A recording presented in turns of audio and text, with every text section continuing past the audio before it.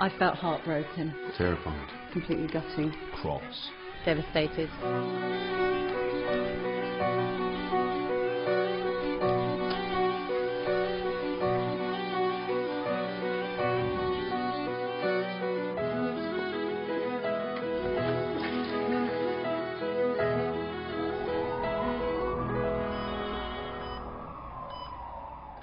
I'm one of thousands of children who has a thing called type 1 diabetes. I didn't do anything to cause my type 1, and I didn't get it because I ate too much sugar. It doesn't mean I'm different. And I can still do everything that other kids do. It just means my body isn't making something called insulin, Which I need to keep me alive. So I have to either take insulin injections or attach myself to an insulin pump. I have to prick my finger to check my blood glucose. To make sure it's at the right level. Because if it's too high or too low, I get really poorly.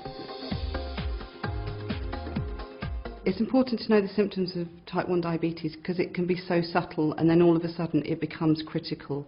We had misdiagnosis after misdiagnosis. The doctor didn't know what it was, possibly glandular fever. They sent me away with antibiotics 3 times.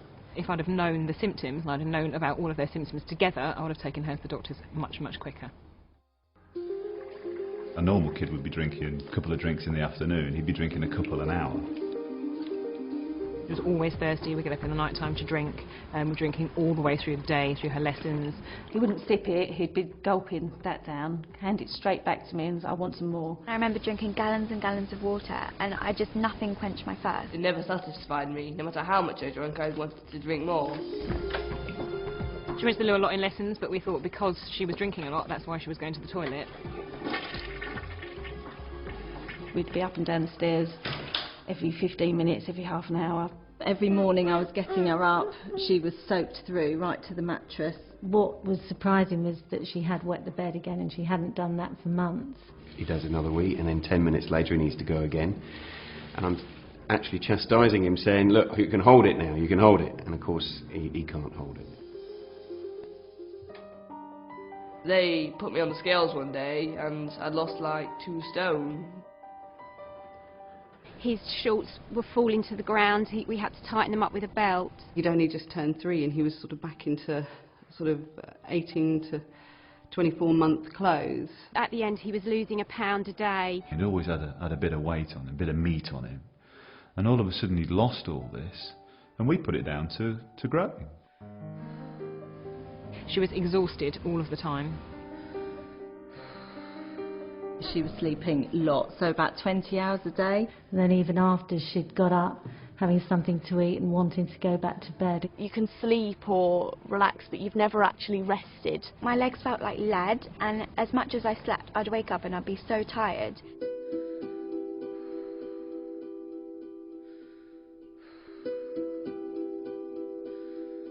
From what I can remember, I seem to black out a period of time before I actually collapsed. It's really important to know about the symptoms of type 1 diabetes because otherwise you could end up, well, dead. This can very fast become a real serious illness. He was really sick. They did say if we'd got on that plane that day, he would have died. The hospital said Michael was about 24 hours away from being very critically ill. Most children his age are normally in intensive care when they come in because not many people recognise the symptoms.